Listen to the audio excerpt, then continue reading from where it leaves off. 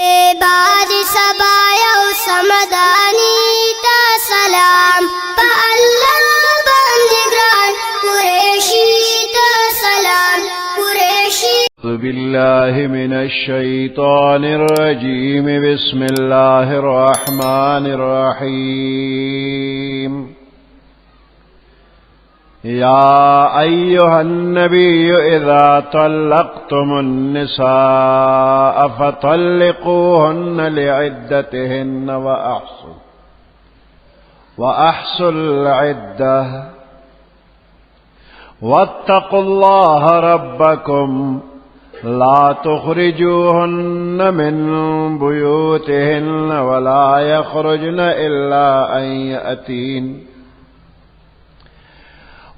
يخرجن إلا أن يأتين بفاحشة مبينة وتلك حدود الله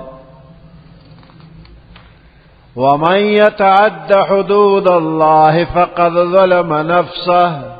لا تدري لعل الله يحدث بعد ذلك أمرا. صدق الله العظيم.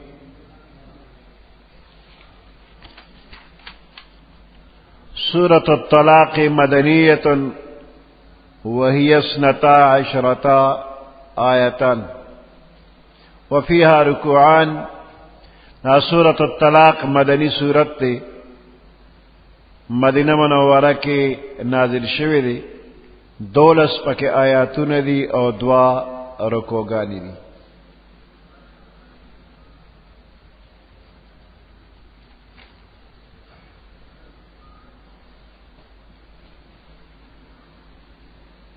دے آیاتونو کے دا نکاح او دا طلاق شرعی حیثیت اللہ پاک بیان کرے دی.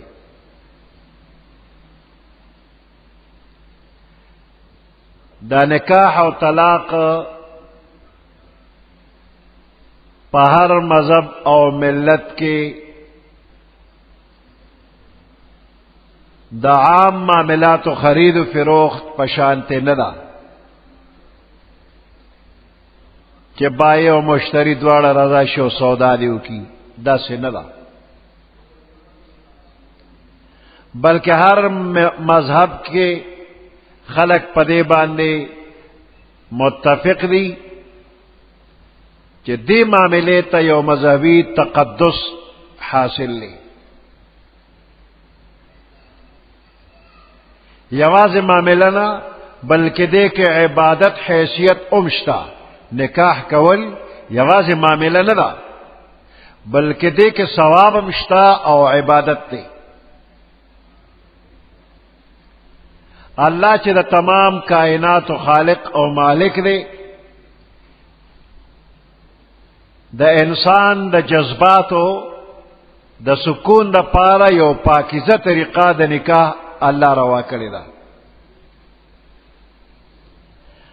او دا نارینا او زنانا ازدواجی تعلقات باندے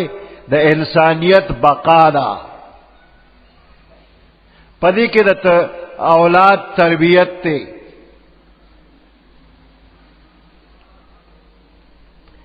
دا نارینا او دا زنانا پمنس کی چی نکاح اشلا او دا دوی حالات دا شریعت مطابق درست ہوئی نو تمام معاشرہ با پدے باندے درست ہوئی.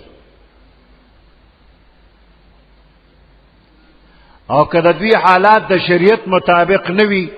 نو دینا پا معاشرہ کے بیا فساد پیدا کی. دا دے وجنا پا قرآن پاک کے مختلف صورتنوں کے دا نکاح او دا طلاق بیان شوی دی.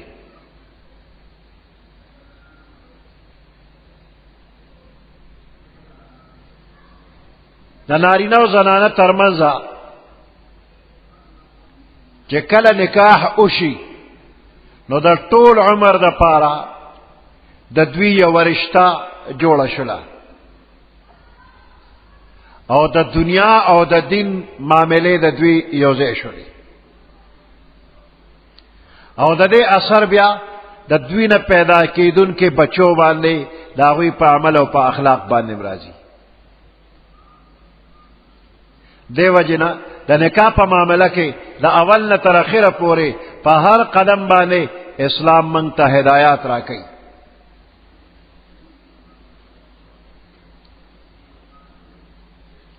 کله کله د نارینه او زنانه د نکاح نه رستو یو بل سره سمون را نشي، نو دې کې مشکلات پیښیږي او بیا د هغې مشکلاتو نتیجه کله خطرناک راوځي. نو داسې حالاتو کې چې کور نه جوړیږي نو د نکاح نه پس د طلاق اجازت شریعت ورکړی دی. نو طلاق اگر چې جائز دی یو مباح کار دی، او په مباح او په جائز کارونو کې د ټولو نه ناخوښه کار د الله په نسبت باندې طلاق ورکول دی. جائز دی او په جائز کارونو کې د ټولو نه زیات مبغوض، مکروه او ناخوښه شي طلاق. حضرت علی رضی اللہ تعالیٰ عنہ نے روایت تے پیغمبر علیہ السلام فرمائی تزوجوا تاسو یو بل سره نکاحګانې کوئ، ولا تطلقوا طلاق مور کوئ، فإن الطلاق يهتز منه عرش الرحمن. ځکه چې کله یو سړی خپلې بیبي له طلاق ورکي الله دومره خفه او ناراض شي چې د الله عرش په لړزان راشي، عرش وخوځېږي چې دې سړي دې ښځې له ولې طلاق ورکو.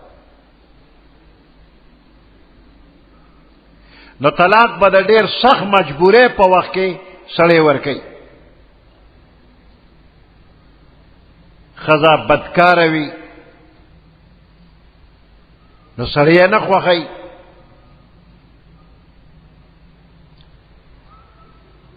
نو بیا طلاق ورکولی شي چې بد کرداره وي، دغه وخت کې سړی مجبور شي ورکولی شي. بیا هم سړی د تر خپله وسه کوشش کوي چې دا خپله بیبي راه راست راولي، شریعت لارې ته راولي، د ګناه د کار نه یې منې کړي. خو چې د ده پې زړه ستړی شو او د ده د وسه بهر شوه، دا د شریعت لارې ته نه راځي، نو بیا د طلاق ورکړي.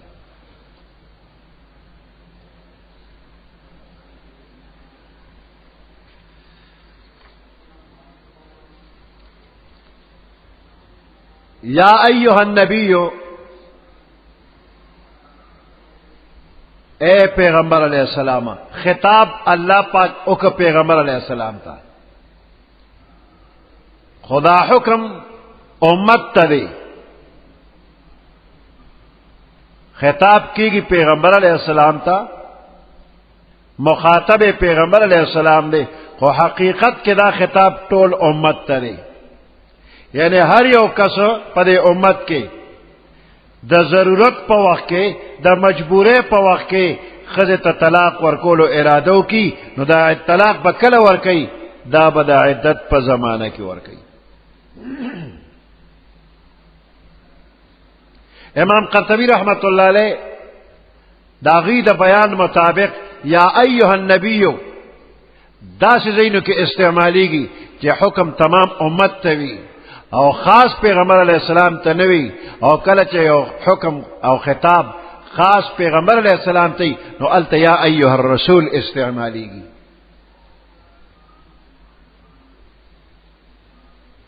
دې جمله کې وي یا ایها النبی، نو ورپسې وي اذا طلقتم النساء. نو دا حکم پیغمبر علیہ السلام ته نه بلکې دا امت ته دی. اذا طلقتم النساء، چې کله تاسو طلاق ورکوئ خپلو بیبیانو ته. په دې کې د پیغمبر علیه السلام تعظیم او تکریم دی.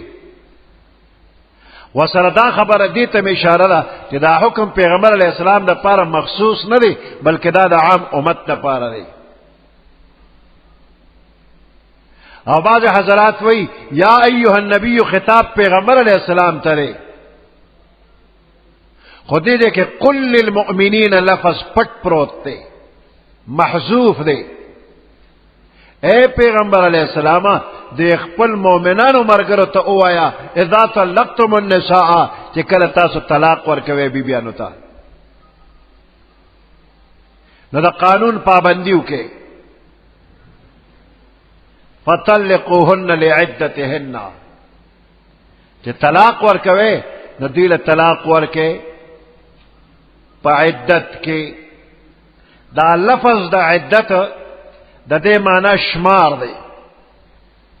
عدت لفظی معنی شمار خو د شریعت په اصطلاح کې دا هغه مودې ته وایي چې یوه زنانه د خاوند د نکاح نه اوځي نو کمې پورې به دا بل خاوند سره نکاح نه کوي دغه مودې د انتظار ته عدت وایي یو زنانه د خپل خاوند د نکاح نه اوتله نو کمې پورې به دا د بل سړي سره نکاح نشي کولی دغه مودې د انتظار ته عدت وایي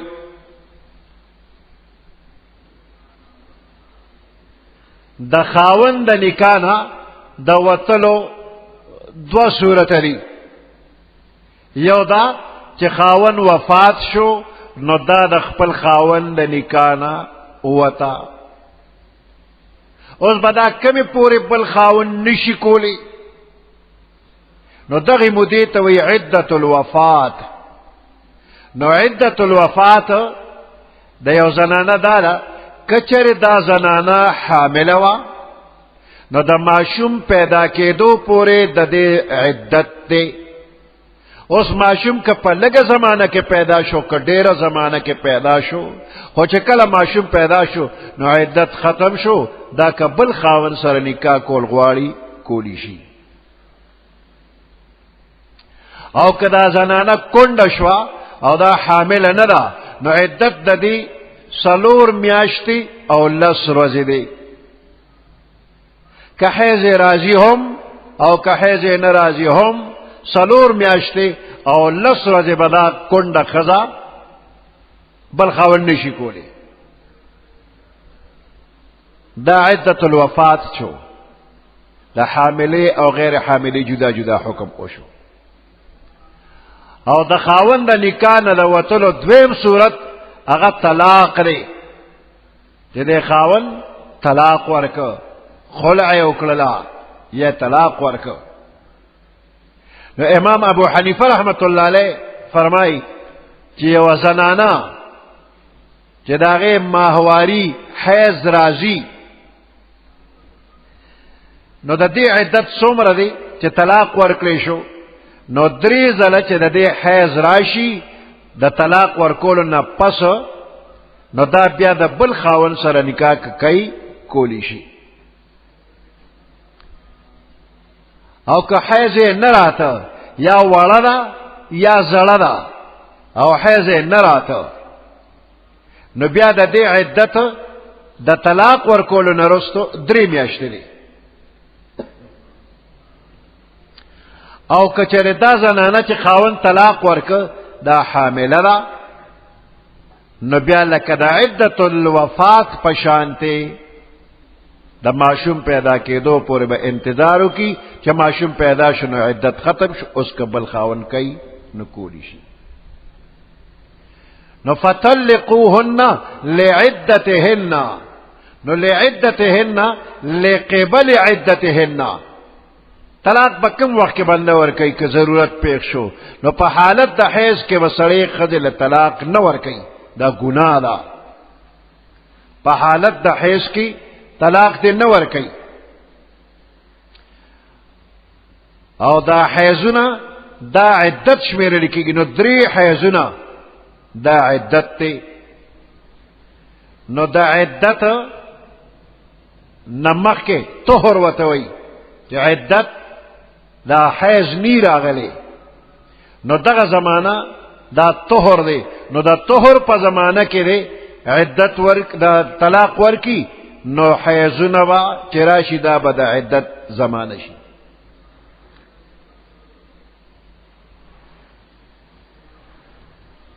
لقبل عدتهن دا عدت زمانه چې هغه حیضونه دي دا هغې نه مخکې یعنې طهر کې د طلاق ورکي طلقوهن طلاق ورکې د خپلو بیبیانو ته مخکې د عدت شروع کېدو نه یعنې طهر کې او په حیض کې طلاق ګناه ده عبدالله ابن عمر رضی الله تعالی عنہما خپل بیبی ته په حالت د حیض کې طلاق ورکړو عمر فاروق رضی الله تعالی عنہ لاړو پیغمبر علیہ السلام ته الوی پیغمبر علیہ السلام ډیر زیات ناراضه شو او عمر رضی الله تعالی عنہ ته وی چې وته اوایا عبد الله ابن عمر ته اوایا چې د خپل بیبي ته رجوع وکي او دا له اوساتی خپل زوجیت کې اوساتی تر دې چې دا پاک شي د حیض نه نو که بیا خوخه نه ده نو په طهر کې دی ولا طلاق ورکي خو فقها لیکي چې طلاق سړی په طهر کې ورکوي نو دغه طهر کې دی سړی د ښځې سره ملو شوي نه وي په حیض کې دی نه ورکوي یوه مسله په حیض کې د طلاق نه ورکوي دا یوه او په طهر کې ورکوي نو چې طهر کې ورکوي نو دغه طهر کې دا سړی د خپلې بیبي سره ملو شوي نه وي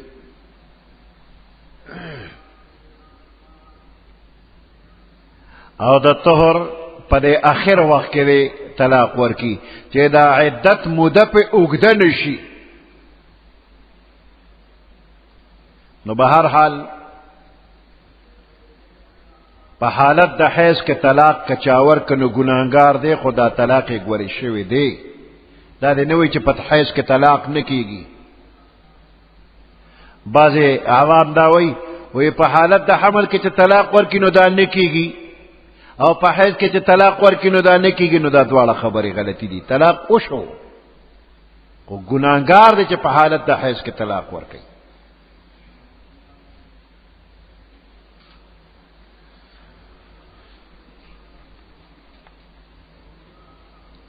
نو یو حکم دا شو چې حیض کې طلاق دی نه ورکي په طهر کې دی ورکي او دویم دا چې واحصل عدتا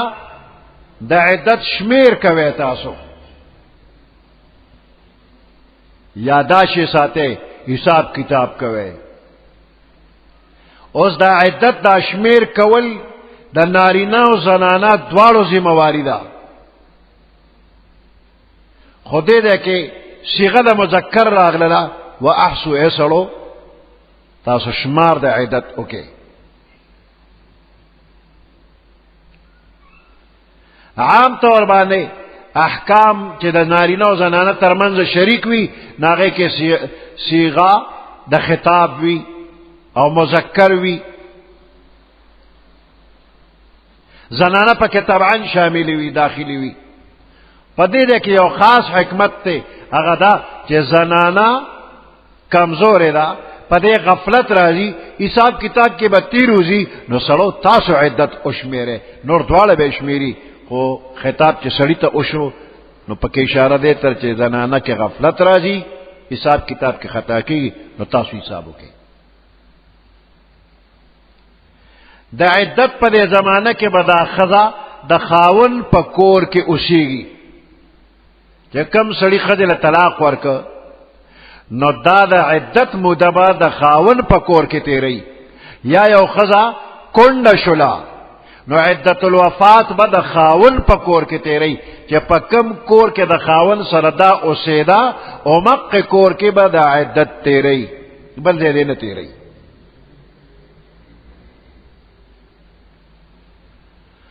که یو زنانه ډیره سخته زبان درازه وه او د خاون مور پلار وغیره هغوی ته نه په اور کې ولاړو ډیره سخته جبوره وه نو بیا دی اوسي جنگ جګړه ډیریږي په دې باندې نو شریعت جنگ جګړه ختمي بیا دی دا اوسي الا ان ياتين بفاحشه مبينه کخکارا بے حیائی کولا نو بیا وتل جائز نو دا دې پخپلم نوزی ولا تخرجوهن تاسو موباسه ولا یخرجنا او دا خزی دې اوزینا خاون یا دا خاون رشتہ دار دا خزه د کوره او باسي نه او خزه د پخپلم د کوره نوزي الا ان یاتین بفاحشه کدیرا تک کو د زنانو په بے حیا باندې وتلك حدود الله دا دا الله حدونه دي د دینه اوړه ما ومن يتعد حدود الله فقد ظلم نفسه چا چې د الله د حدونو نه تیرېدل وکړل نو د خپل ځان ظلم وکړ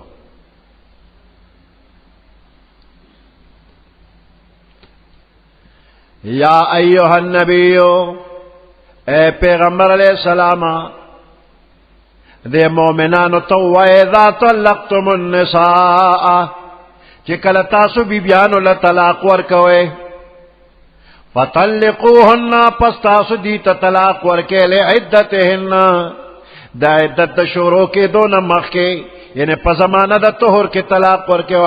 حیض کې مو ورکوئ حیض درې حیضونه دا زمانه د عدت تا نو دا غینه مخکې طهر کې ورکې واحصل عدت او شمار کوي د عدت واتقوا الله ربکم او اویریږي تاسو د الله نه چې تاسو رب دی لا تخرجوهن من بيوتهن ما اوباسه تاسو دا بیبیان د خپل کورونو نه ولا يخرجن او دوی د خپل باندې هم د کورونو نه اوزینا الا ان ياتين بفاحشه مبينه مگر کدوی راتا گو کخکارا بے حیایتا وَتِلْكَ حُدُودُ اللَّهِ دا دا اللہ حدون دی وَمَنْ يَتَعَدَّ حُدُودَ اللَّهِ اغا چاچے تجاوزو کت پوری وطو دا اللہ دا حدوننا فَقَدْ ظَلَمَ نَفْسَهِ پتاقیق سر دا پقپلزان باندے ظلم اکو گناہگار شو دا صدا لائق شو لا تدري لعل الله يحدث بعد ذلك امرا لا تدري اے طلاق ورکون کی اے انسانا تن پوئے اے سڑیہ تن پوئے لعل الله يحدث بعد ذلك امرا شاید چا اللہ دا دین رستو یو بل حالت پیدا کی شاید چستاو دا دے ترمند ننجگڑی دیو سار لدے روغوشی زړه ورسره خشي نو سختې بنکه شاید تستاو د دې کور بیا جوړ شي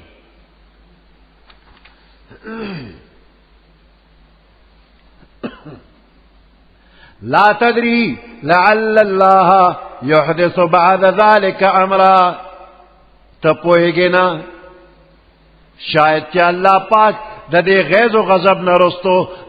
دویم حالت د خوشاله او د رضا مندې راولي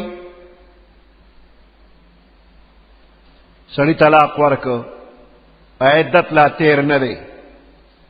درې حیضه لا پوره شوی نه دی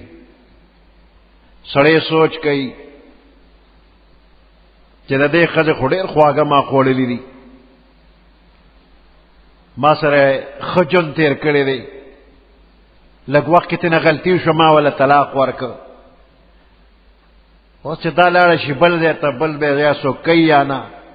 یا بل وکړله نو زما بچي پاتې دي نو د دې پالنه به څوک کوي بله مور به وله دومره خدمت وکړي نه راځه چې دې سره جوړه کړو هغه هم په خپلو کړو پیمانه وایي بیا به نه کوم داسې چې څه مې کړي د هغې معافي غواړم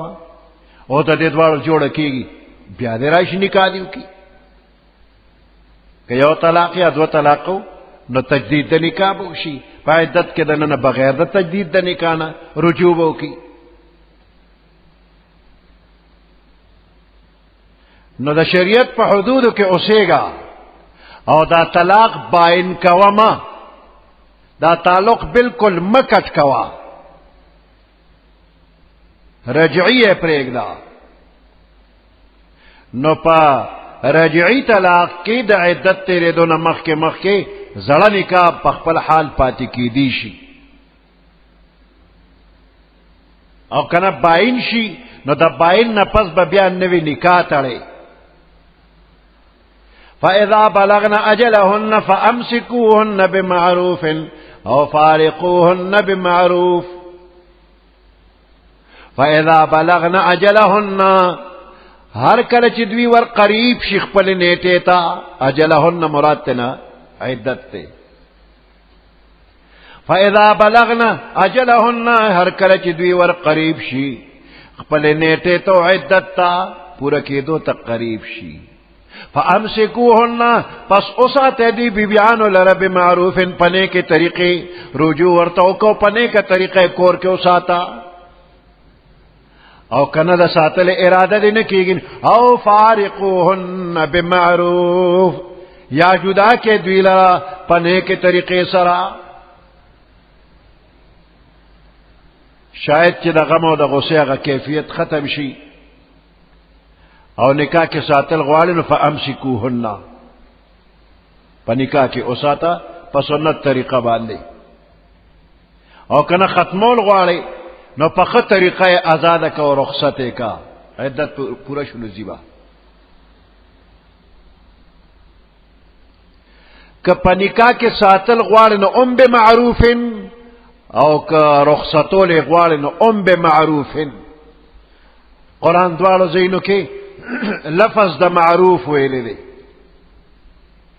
سنت طریقہ پاغه باندې با پر خودل یا ساتل وی کرجو ورته کې نو دینه پس شریعت پازابول بنکه اسه بیسا زبانی تکلیف بنور کې وال ټکول بنکه او زباتن هم پنه کې ته خو درو کولو د مړه کولو وی خو بیا مم اوساتل دا زباتن هم پنه کې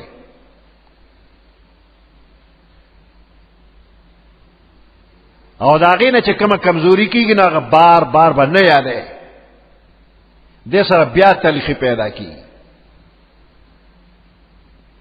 او کنه خزه کې نو رټل سپیشل مکوا بس طلاق ته ورکړي د پرې د اوس بزی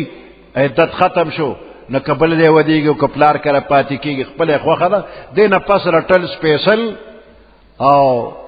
ذلیل ول دانه دی پکار په خو اخلاق او رخصت کا خا اخلاق دې داري چې جوړه جامع ولا ورکا سو ولا ورکا مستحب طریقه د رخصت کا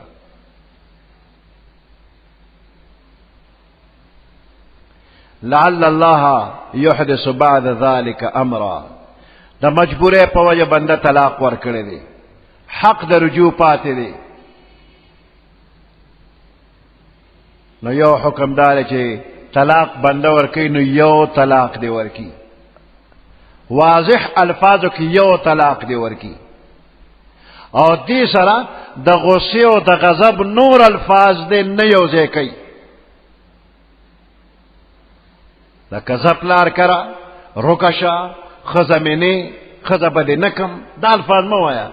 بس طلاق دی ورکه چې ما طلاق کړی بس دغه بس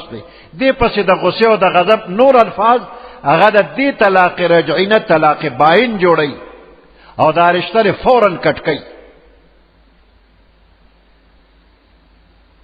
نو داسې الفاظ مو وایا چې دا غینه پس بیا د جوړ لار دی بنشي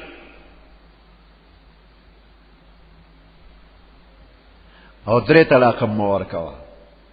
دې کې د عرضی نویستا وثیقه نویستا یا عام لیکون کتا یو تنبیه دا یو سړی عرضی نویس لور شي مال طلاق نامه ولیکا نو بس دغه نه وته چې مال طلاق نامه ولیکا او دې ته ننم او پتا او د خزینم او پتا زدکی او بیا د خپل خوخه لکیر کی فقیر او د پخواچه ته کتاب کې مضمون کتل او غیزوت کړو مکه ټول ولولي کی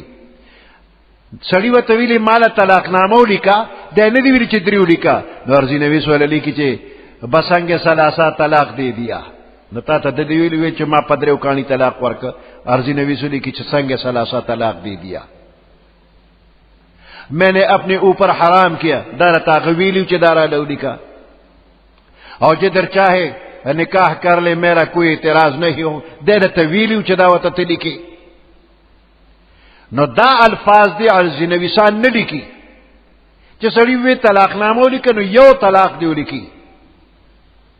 او درې طلاق دی نه لیکي په حرام والی دی نه لیکي زما خزانه ده دی نه لیکي دا زیاتی الفاظ دی نه لیکي دې کې تا مضبوطواله راځي نو دا طلاق چې نو دا ولا یو سس خوند طلاق ورکا چې سره پکې جوړه پاسانه کیږي دغه به اوس ته طلاق نامه ولیکي او دا خضر طرف او د سړی طرف مشران را لو خبره ترې وکړلې او جوړه وکړله چې کاغذ ته وکړي شنو موږ ویل شو چې نکاح ولا بیا وتړه یا ویل شو چې رجوع کا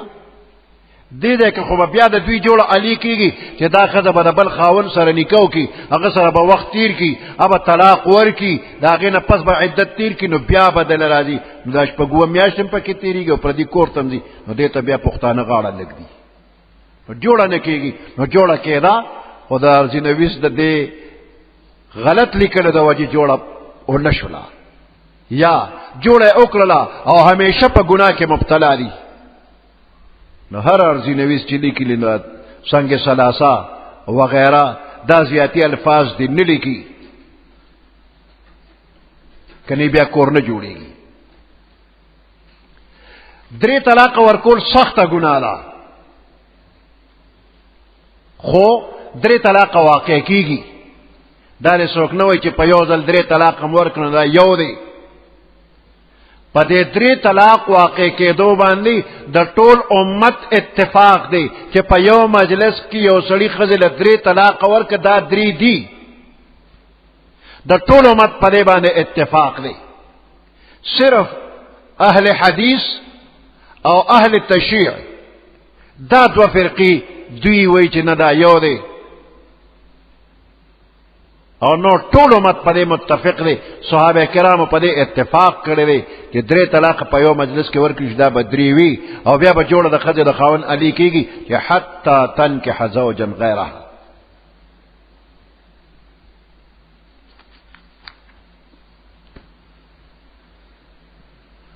فاذا بلغنا لا تدري لعل الله يحدث بعد ذلك امرا اے طلاق ورکون کی انسانا لا تدری تنپوئے لعل اللہ شاید کہ اللہ پاک یحدث بعد ذالک امرا دا دین غصید حالت نرستو درازا مندے حالت پیدا کی فاذا بلغنا اجلہن ہر کلچے ورسی کی دا بیبیانے یعنی ور قریب شدا بیبیانے اجلہن خپل نیتے تو عدت تا عدت پورا نہ دے ور قریب شو فامسکوهن بمعروف پس اوساتے دی بیبیانو لرا پنے کے طریقہ پخپل نکاح کے اوساتے او فارقوهن بمعروف یا جدا کے دی لرا پنے کے طریقے واشهدوا ذوی عدل منکم یو سړی خزل طلاق ورک خلق خبر شو طلاق ورکړي وي او ناګانه د دوی صلح او شلا رضامندی راغله او سړی وی چې دا کوم خبره ما کړې بس زه واپس کېږم رجوع کوم طلاق رجعیو او د وی رجوع کول غواړم نو رجوع به کوي خو په دې به یو دو سړی گواهان کی چې کوم خلق د طلاق نه خبر دي اغوی دی خبر کی چې ما رجوع وکړه دغه څه فائدہ ده دا خلق بوي دا فلانه طلاق خزه ساتي نو ته پسې به خلق خبره کوي د به رجوع کړی وي دی بوز ګناګار ني خدا خلق به د په غیبت ګناګار شي د پسې به غلطی خبره کوي دا سړی طلاق ساتي نو دې خلق خبر کی چې د پسې څوک دا خبره نه کی چې فلانه طلاق خزه ساتي واشهدوا ذوی عدل منکم گواہان کہتا سو واشهدوا گواہان کہتا سو ذوی عدل منکم دو معتبر کسان لتا سو عادلان نیکان خلق واقیموا الشهادة لله قائم کہتا سو شہادت دا اللہ دا رضا لپارا کم شاہدان چی شہادت کئی نو گول مول الفاظ دے نوی صحیح طریقے سرد شہادتو کی ذالکم یوعظ به من کان یؤمن باللہ والیوم الآخر ذالکم یوعظ به پدے خبربان تاسو تا نصیحت کولی شی چاہتا یوعظ به پدی نصیحت کولی شي من هغه چاته کان یؤمن بالله چې هغه ایمان وروړي په الله والیوم الاخر او پر ورځ د آخرت په قیامت باندې ایمان وروړي په الله ایمان وروړي نو دا حکم هغوی ته دی ومن یتق الله یجعل له مخرجا هغه څوک چې د الله نه یریږي یجعل له مخرجا الله بدله د تنگسیانه د وتو لار کولو کی ويرزقه من حيث لا يحتسب رزق باور کی دتا روزی باور کی دتا من حيث د داسې ځای لا يحتسب چې د خیال او ګمان کې بم نوي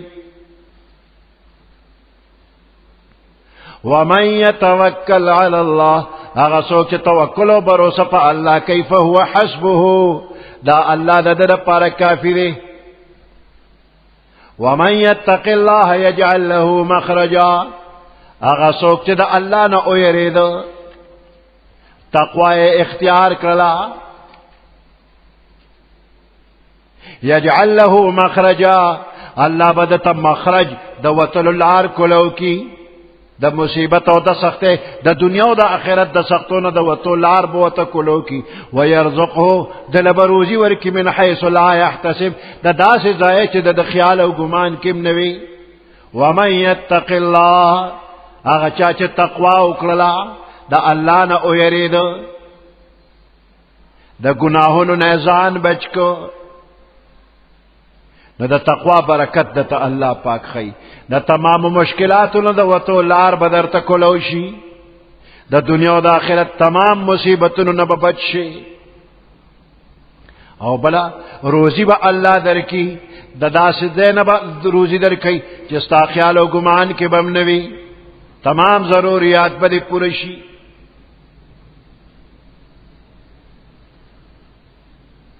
خدا او خاون یو بل سره حالات برابر ندي نو کدوی تقوا اختیار کړلا نو د کور کې چې دا کم اور بلیږي او دا کور نه دوزخ جوړ شوی دی د دې دوزخ نه به الله وباسي او دواړو کې تقوا اختیار کړلا عبداللہ ابن عباس رضی اللہ تعالیٰ عنہما فرمائی وی عوف ابن مالک اشجعی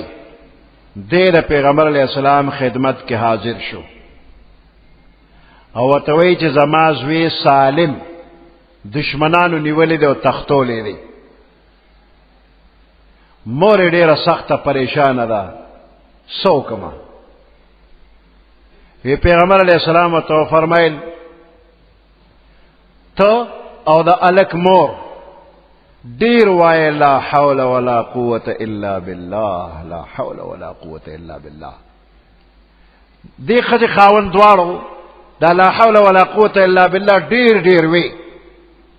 د دې اثر دا او شو چې دشمنان داسې غافل شو یو ورځ داسې غافلو چې دا سړی دا الک ته دا غوی نه راو تختیدو او دا غوی سارویم د ځان سره راوستل د دشمنانو نه خلاص شو او دا غوی سارویم ځان سره راوستل نو پلار راغی او پیغمبر علیہ السلام ته خوشخبری ورول چې زوی مې راغی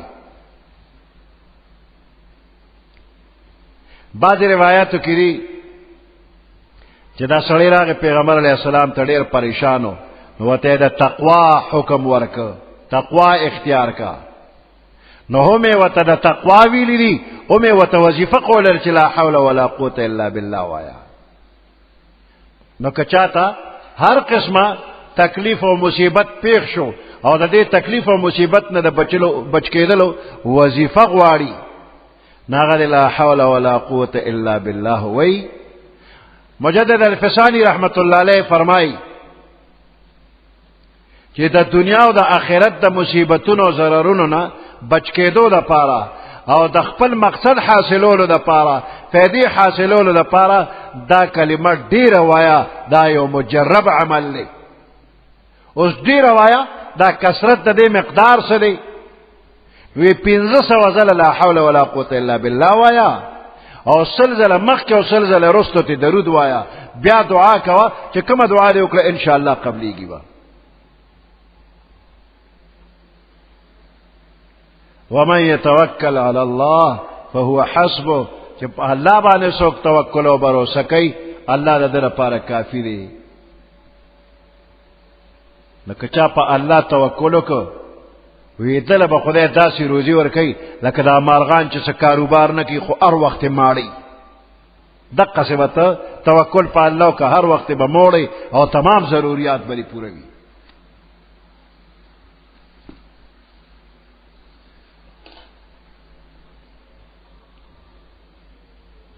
ومن يتق الله يجعل له مخرجا،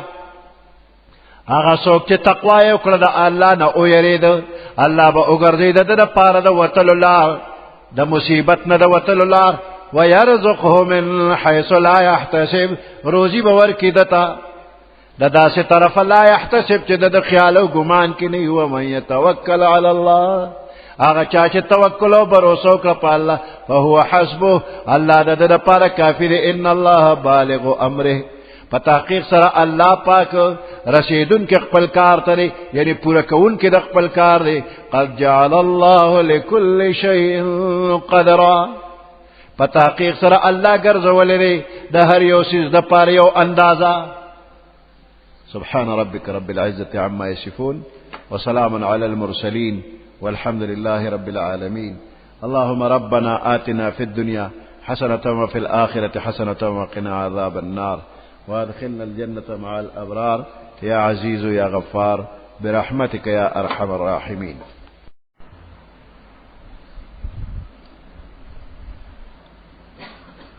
أعوذ بالله من الشيطان الرجيم. بسم الله الرحمن الرحيم.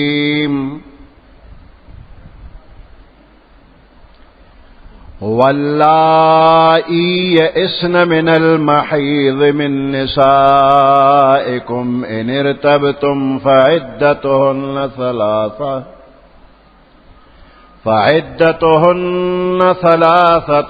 ثلاثة أشهر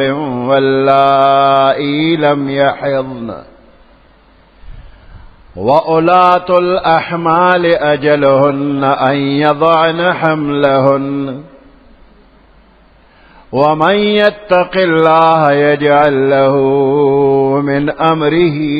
يسرا.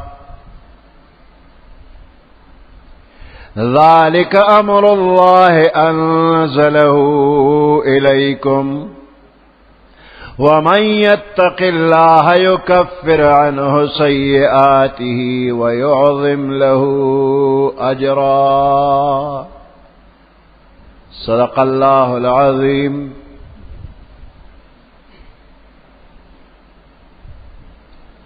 سورة الطلاق اتیشتم سپارہ سلورم نمبر آیات.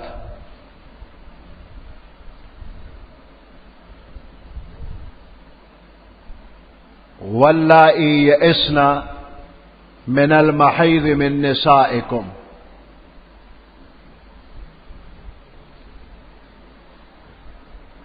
او اغا زنانا یئسن من المحیض چې د حیض نه نا امید شوي دي، من نسائکم ستاسو د بیبیانو نه. ان ارتبتم کچر تاسو شک کوئ، هغه شک نه مراد دا دی چې اصل عدت په حیضونو شمیرلی شي او د دې زنانو خو حیض بند دی، نو بیا د دوی عدت به څنګه شمیرلی شي؟ دغه تردد او شک تاسو وی. نو الله فرمای چې فعدتهن 3 اشهر، د دوی عدت به 3 میاشتې وي. واللائي لم يحضن، او هغه بیبیانې چې د هغوی حیض د سره نه راځي.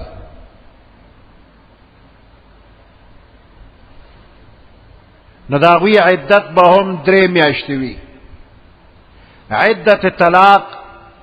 عامو حالاتو کې په 3 حیضو پوره کېږي، خو چې کومې زنانه داسې وي چې د هغوی عمر زیات وي، نو د عمر د زیاتوالی په وجه یا د څه بیماری په وجه د هغوی حیض راتلل بند وي، نو د دغه زنانو عدت 3 میاشتې دی. یا داسې زنانه چې د کم عمر په وجه د هغوی حیض راتلل شروع شوي نه دي او دی له خاوند طلاق ورکه، نو د دوی عدت به هم 3 میاشتې وي. او کم زنانه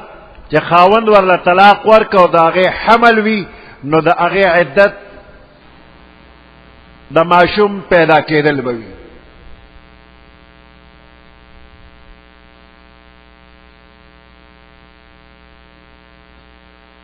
واللائي يئسن من المحيض، او اغا زنانا واللائي او اغا يئسن من المحيض جنا امید شویوی د حیضنا من نسائکم ستاسو د بیبیانونا ان ارتبتم کچر تاسو شک کوئ تردد او شکم وچ حیضی نشتنو عدت بے پسی فعدتهن 3 اشهر، نو عدت د داسی بیبیانو بدرے میاشتی وی. واللائی لم یحضنا، او امدغ شانت عدت د اغی خضو لم یحضنا چه دا اغوی دا حیض نرازی، نو دا اغویم 3 میاشتی دی. و اولات الاحمال، او حمل والا زنانا اجلهن عدت دا اغوی ان یضعن حملهن، اغداری چه دوی حمل اوزے گئی معشوم پیداشی، نو که معشوم لگ وقت پیدا شو که دیر وقت پیدا شو عدت دا دوی ختم شو. ومن يتق الله يجعل له من امره يسرا، ومن يتق الله اغا سوک چه دا اللہ نا یرید یجعل له من امره اللہ با اگر زیدد پکار کے یسرا اسانتیا. کدا اللہ نا یرید نو دل با اللہ پاک کارون آسان کی. نو دے کے کم خدا چه طلاق ورکڑے شوی دے اغیتم دا تقوی حکم دے، او کم خاون چه طلاق ورکڑے دے اغیتم دا تقوی حکم دے. دوارا دا اللہ ندی یریگی، نو دے دوارو تبا اللہ پاک آسانتیا راولی. خد دا پارا آسانتیا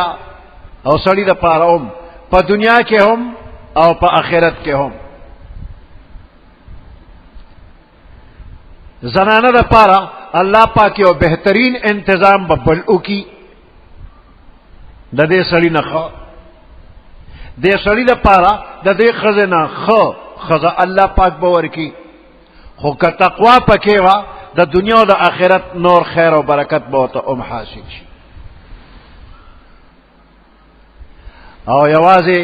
دا خز و دا خاون دا پارا دا تقوی خبرنا، بلکہ دا طلاق و دا نکان غیر هم ہر مسلمان دا پارا دا تقوی حکم دے، او تقوی سر با اللہ آسانتیا راولی.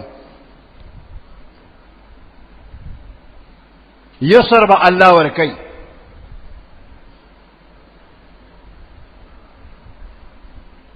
محمد ابن عبد الباقی دا یو دیر لوی عالم ایو ولی اللہ دے، دبا دا کپڑے کار کاؤ بزاز بے وطوی. محمد ابن عبد الباقی البزاز.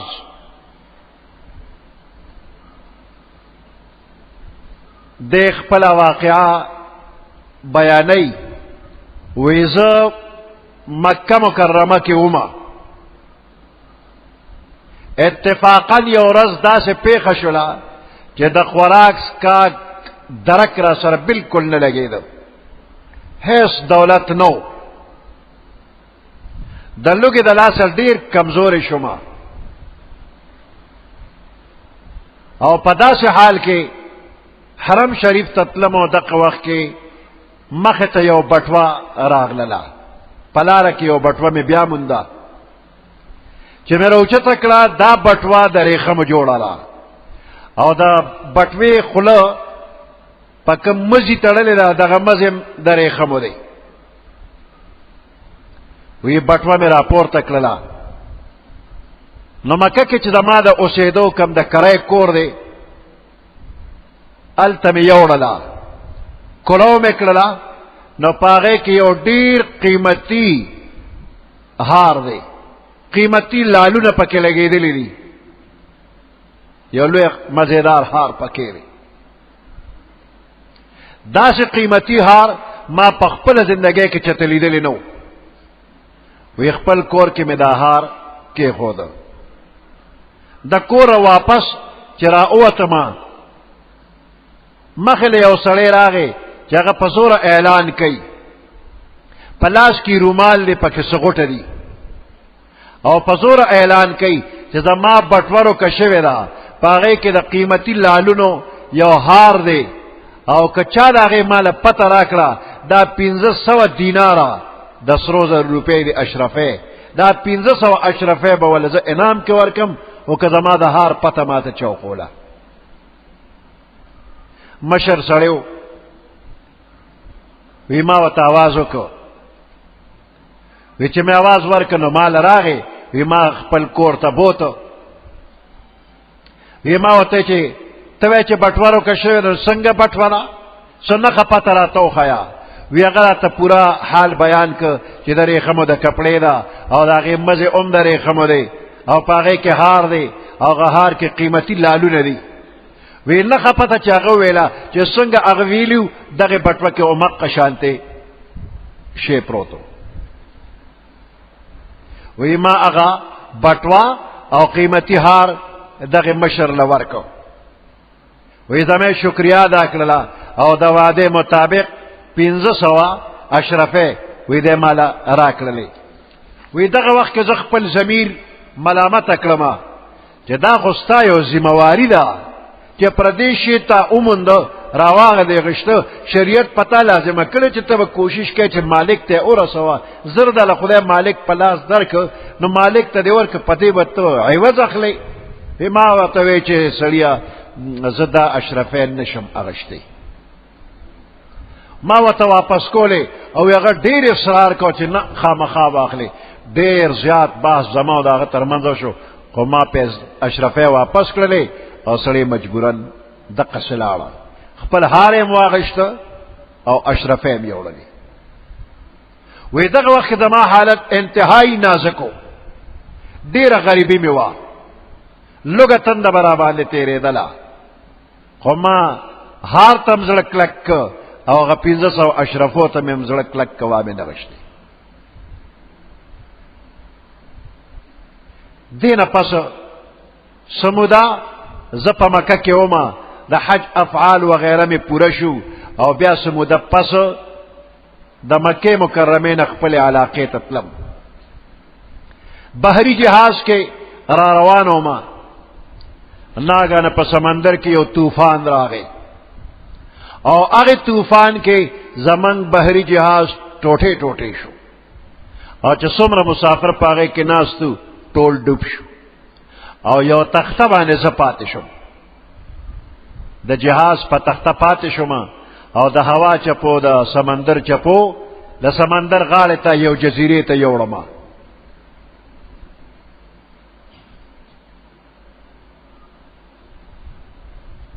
وی د سمندر غاړه باندې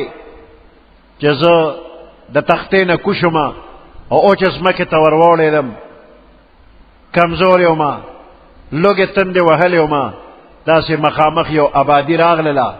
یو جزیره وه، او په هغې کې خلک آبادو، مخامخ جومات هم و. وی الحمدلله دا د مسلمانانو علاقه وه، زه جومات ته ورغلم. وی خلکو زما حال ته چې وکتو نو تپوس یې رانه وکړ، او بیا ما خپل د مصیبت هغه حال بیان کړ چې په ما داسې تیره شوله، او نور ملګري مې سمندر کې ډوب شو. خلک راغلل او ما سره تعاون او امداد وکړ، وی بیا خلکو ته معلومه شول چې دله قرآن ورځي، نو ما ته رانږدې شي چې موږ ته قرآن واوروه، چې قرآن مې واورو. وی خلکو چې زموږ د کلي دې وړو ته او دې زړو ته قرآن به ښې؟ وی مې چې ډېره ښه ده. بیا په دې پوه شو چې ما له ختم راځي، نو یې راته له کلي خلک را دې خوا چې دوی ته ختم ښیه. دې نه پس د خلکو توجه ما طرف ته شوله، ما د کلی خلکو ته قرآن شریف هم خو لیکل لوستل مې ورته ښول. نو دې کې واړه نوجوانان پوخ عمر کسان د ټولو توجه ما طرف ته شوله.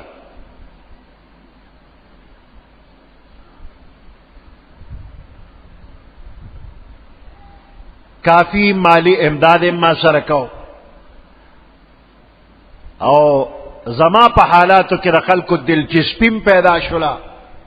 تر دې چې خلکو ماته وی چې تاله موږ واده کوو. زمونږ په دې علاقه کې یو مالداره سړی و، هغه وفات شوی دی او د هغه یوه لور ده، او دقه جینۍ به موږ تاله په نکاح باندې واخلو. موږ غواړو چې یو دینداره بنده سره د هغه نکاح وشي، او ستا نه راته بل دینداره ښه ښکاري نه.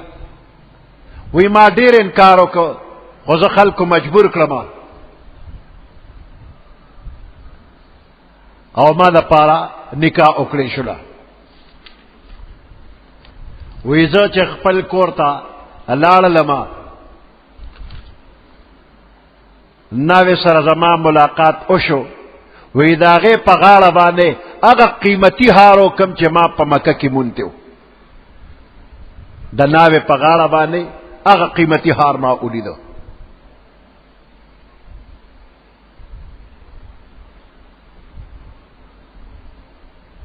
وی معلومه شو چې دا د هغې حاجي صاحب لور وه کوم له چې ما دا امیل ورکړی د الله د رضا لپاره. وی دې خلکو راته ویل چې دا د یو حاجي صاحب لور ده، حج له تللی و، او دغه حاجي صاحب چې د حج نه واپس راغی، نو هغه خپله واقعه په خپله ذکر کوله چې یو ډېر قیمتي هار و، قیمتي لالونو، او هغه زما نه روک شوی و، او بیا یو سړي مونتی و او ما له یې راکړه، هغه سړی ډېر ښه و. وی هغه سړي به ویل ما وجدت فی الدنیا كهذا الذي رد علي هذا العقد. کم سړي چې ما ته دا هار واپس کړی دی، هغه داسې مسلمان سړی و چې په دنیا کې د هغه په شانتې بل ما لیدلی نه دی. او دې حاجي صاحب به ویل کاش چې د دغه سړي سره زما دوباره ملاقات شوی وی، او ما د خپله لور هغه له په نکاح ورکړی وی. د هغه دعا قبوله شوې ده، خو هغه سړی وفات شو، او د هغه د لور نکاح محمد ابن عبدالباقی سره وشوله. جینۍ هم ډېره خوشحاله او مطمئنه شوله چې زما پلار کم بزرګ لیدلی و او د خدای نه یې غوښته، د هغه دعا قبوله شوه، هغه موږ ته میلاو شو. بیا د دغې محمد ابن عبدالباقی او د دغې زنانه نه بچی پیدا شو، او بیا دا زنانه وفات شوله. د هغې هغه قیمتي هار او د پلار د طرفه ورکړی شوی ټول مال محمد ابن عبدالباقی او د هغه بچو ته پاتې شو، او څه وخت پس هغه بچی هم وفات شو، نو هغه ټول مال محمد ابن عبدالباقی ته پاتې شو. او هغه وایي چې صرف دغه یو امیل ما په 1,00,000 اشرفو باندې خرڅ کړی دی. هغه زمانه کې د سرو زرو 1,00,000 اشرفو باندې هغه امیل هغه وایي ما خرڅ کړی دی، او ما سره چې څومره نن مال دی د ابتدا د هغې سرمایې نه شوې ده. یو ساعت زړه کلک تقوا یې وکړله، څومره وله خدای پاک ورکړل، کارونه یې څومره آسان شو. نو الله پاک د تقوا په برکت باندې ډېر کارونه آسانوي. کم بنده چې تقوا کوي نو د دنیا او د آخرت د مصیبتونو او مشکلاتونو د وتلو لار به ورته الله کولو کی. ومن یتق الله یجعل له مخرجا، مخرج زید وتو به ورته الله کولو کی. ويرزقه من حيث لا يحتسب، دا داسې طرف به الله رزق ورکي چې د خیال او ګمان کې نه راځي. د رزق دروازې به ورته کولاویږي. او بل الله پاک به ولا اسانتیا ورکي، يجعل له من امره يسرا، اسانتیا به ولا الله پاک پکارونه کې پیدا کوي. ومن يتق الله يكفر عنه سيئاته، گناہونه به اورجيږي. دا سلورمه فائدہ. او پنځمه دا ويعظم له اجرا، عظیم اجر به ولا الله پاک ورکی. دا پنځه فائدې د تقوا شولې. او شپږمه فائدہ به دا وي ان تتقوا الله يجعل لكم فرقانا، دا حق او د باطل په منځ کې تمیز کول، فرق کول، دا بم الله درکې خو ته تقوا وکا.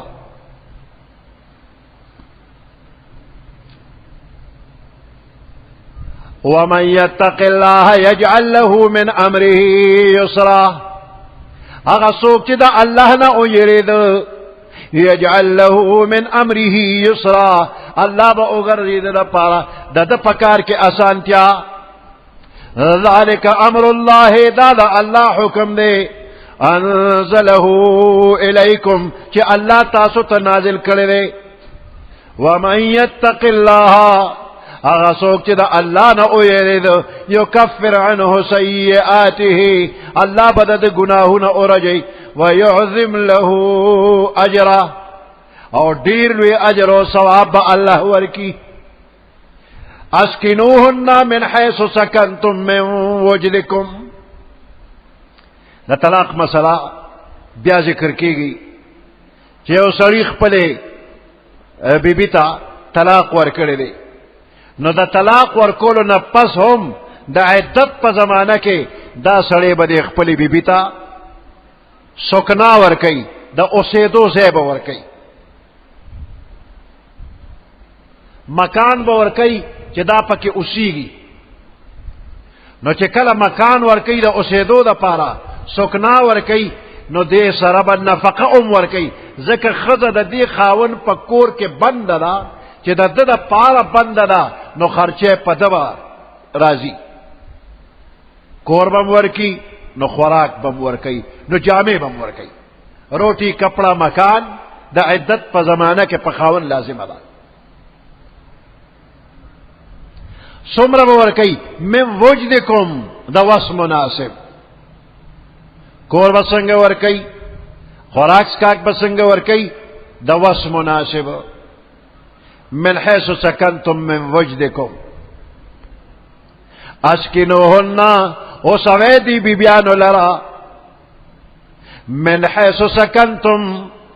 کمزے کی چھ تاسو اسے گے، من وجدکم ستاسو دا وس مناسب. ولا تضاروهن، او ضرر مرسوی دویتا لتضیقوا علیهن، چھ پدویبان تنگ سیارا والے. مجبوروے مچ دا کور اوزی. دا عدت په زمانه کې کور کې اوسه او سات پسات ستغه سپوري وته وي، کنزل وینا وته کې ناغه مجبور شي وزي. نو دا کار باندې کې.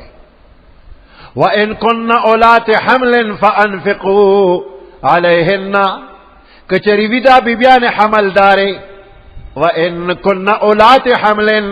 کچری ودا دا طلاق کړی شوی بیبیان اولات حمل حمل داري. فانفقوا علیهن، پس خرچ کوي په دوی باندې حتی تر دې یضعن حملهن، چې دوی خپل حمل اوزیږي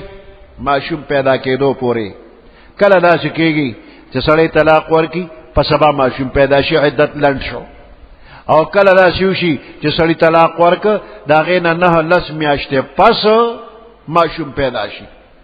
نو دا 9 میاشتې دا عدت دی، او دا سړی به د خپل بیبي ته نان نفقه ورکی او د اوسېدو ځای به ورکی.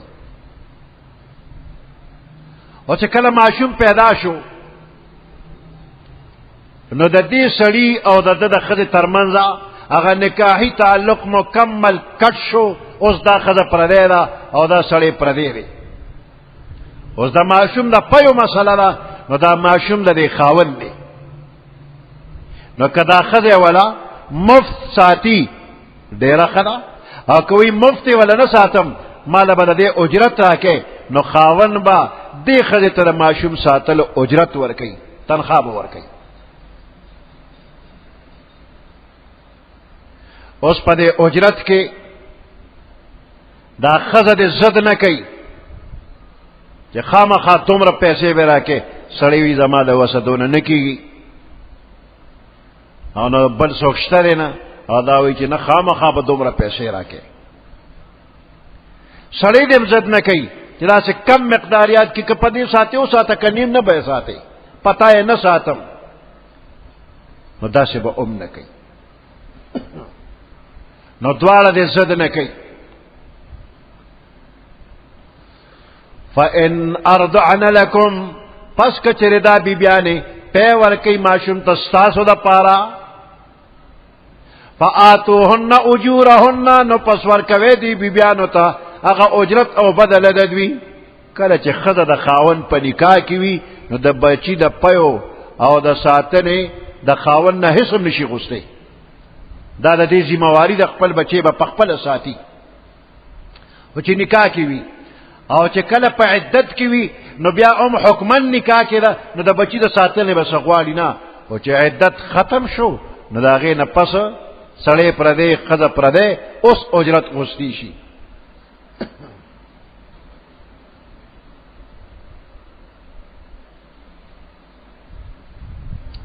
فآتوهن اجورهن پس ورکوي دې بیبیانو ته اجرت د دوی، بدله د دوی. وَأَتَمِرُوا بَيْنَكُمْ بِمَعْرُوفٍ د پیو زمانه کې سونه مو د به پی ورکوي، نو دا ښځه او دا سړی مشوره دې کوي. ماشوم پیدا کېدو نه وروستو اجرت باندې خبره شوې ده، په مشوره باندې دې کار کوي او ضد دې یو بل سره نه کوي. وَأَتَمِرُوا بَيْنَكُمْ بِمَعْرُوفٍ یو بل سره مشوره کوي تاسو په نیکه طریقه. وَإِن تَعَاثَرْتُمْ کچر تاسو یو بل سره ضد کوي،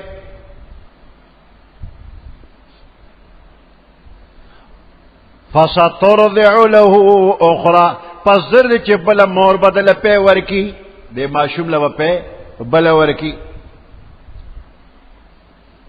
وَإِن تَعَاثَرْتُمْ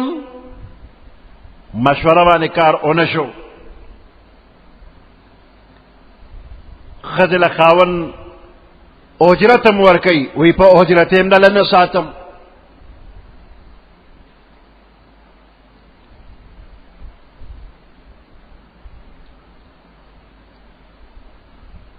یا دا سړی وی اړو پتا یې زه ساتم نه، ښځه وی زه نه ساتم،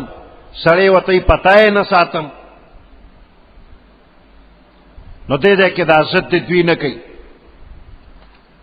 یو بل ته تکلیف نه رسوي. یا ښځه ډېرې پیسې غواړي د سړي د وسه کېږي نه، یا بله ښځه هم پی ورکولو ته تیاره بلا عوض، یا د دې خپلې مور د دې ماشوم د خپلې مور نه په کم اجرت باندې تیاره ده، او دا طلاق کړی شوې ښځه دا زیات غواړي، نو دې ځای کې به دا خاوند مجبورولی نه شي چې د دې ښځې دا مطالبه خامخا ومنه.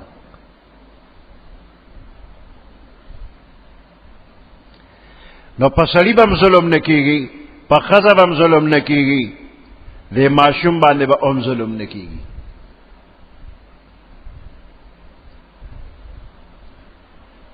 که دواړه یو شانتې دا خپله مور چې کومه تنخوا غواړي دومره پردی مور تنخوا غواړي، نو دې خپلې مور سره وي.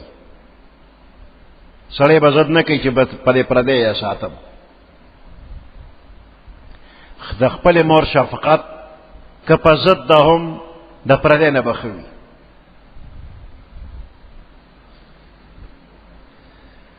لینفق ذو سعت من سعته خرچ دی او کی سڑے ذو سعت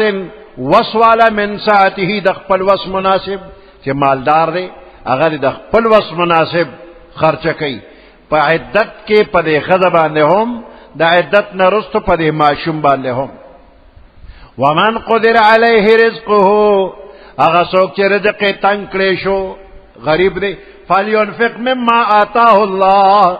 پس دې دې خرچ کې مما د هغه نه آتاه الله چې الله دې لور کړی دی لا یکلف الله نفسا الا ما آتاها نہ مکلف کی تکلیف نور اچی اللہ پیو نفس بانے الا ما آتاها مگر پا اغی مقدار چی اللہ دے نفس لکم طاقت ورکڑے سیجعل اللہ بعد عسر یسرا زرد چی اللہ پاک با پیدا کی دا سختین رستو اسانتیا وکأیم من قریت عتت عن امر ربها اور دیر دا کلونا وکأیم من قریت اور سمرا دا کلونا عتتنا فرمانی کرے دا عن امر ربها دا خپل رب دا حکمنا سمرا کلی والاو دا خپل رب دا حکم نا فرمانی کرے دا ورسوله او دا اللہ دا رسولانو نا فرمانی کرے دا فحاسبناها حسابا شدیدا پس منگ دا اغوی سرا حساب کرے دا کلی والاو سرا حسابا شدیدا دیر سخت حسابو وعذبناها من دا کلی والاو لعذاب ورکلے عذابا نکرا ناشنا عذاب دا سی عذاب ورکلے چی چالی دلیم نرے فذاقت وبال امرها پس سکل دے کلی والاو وبال امرها اغا صدا دقپل عمل دقپل کار صدا مندل دا وکان عاقبت امرها خسرا و انجام دوی دکار خسرا تاوان دوی دکار انجام تاوان اعد اللہ لهم عذابا شدیدا اللہ تیار کرے دوی دا پار سخت عذاب فاتقوا اللہ پس اویرے گے دا اللہ نا یا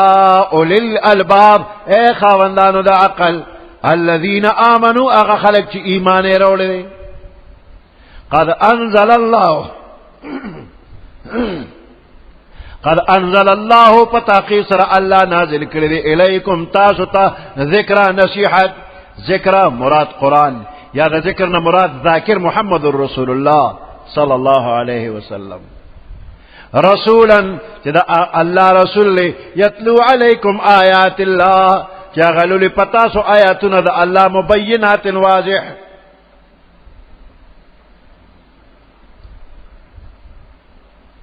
لیخرج الذین آمنوا چی اباسی اغا خلق چی ایمان روڑے دے وعملوا الصالحات وعمل دنے کے اکڑے دے من الظلمات الى النور دا تیرو دا شرک او دا کفر نے اباسی الى النور رنا دا ایمان تا ومن یؤمن باللہ اغا چاچی ایمان روڑ پا اللہ باندے ویعمل صالحا او عمل دنے کے اوکو یدخلہ جنات اللہ بے داخل کی جنت باغنتا دا سے باغن تجری چی جاری بی من تحتها الانہارو لا نداغین نہرنا خالدین فیہا ابدا ہمیشہ ہمیشہ بی دی پدغ جنتنو کے قد احسن اللہ له رزقا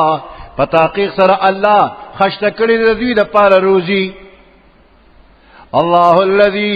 اللہ غزات تے خلق سبع سماوات کہ پیدا کری دی او اسمانونا ومن الارض مثلہن او دزمکنم پا مثل دی او پیدا کری او اسمانا او ازمک پیدا کری دی یتنزل الامر بینہن نازلی کی حکم دا اللہ بینہن دا دی اسمانونو دزمک منز کے پا دی ازمکہ کیو پا اسمانونو کی دا اللہ حکمنا نازلے گی لتعلمو دے دا پارا چی تاسو پوئشے ان اللہ چی بے شک اللہ علا کل شیئن قدیر پا ہر یو سیزبان دے قادر دے ہر سکولی شی وان اللہ او بیشک اللہ قد احاط بكل شیء علما احاطه کړي په هر یو شی باندې د جهت د علمنا. سبحان ربك رب العزة عما يصفون وسلام على المرسلين والحمد لله رب العالمين. اللهم ربنا آتنا في الدنيا حسنة وفي الآخرة حسنة وقنا عذاب النار وأدخلنا الجنة مع الأبرار يا عزيز يا غفار برحمتك يا أرحم الراحمين.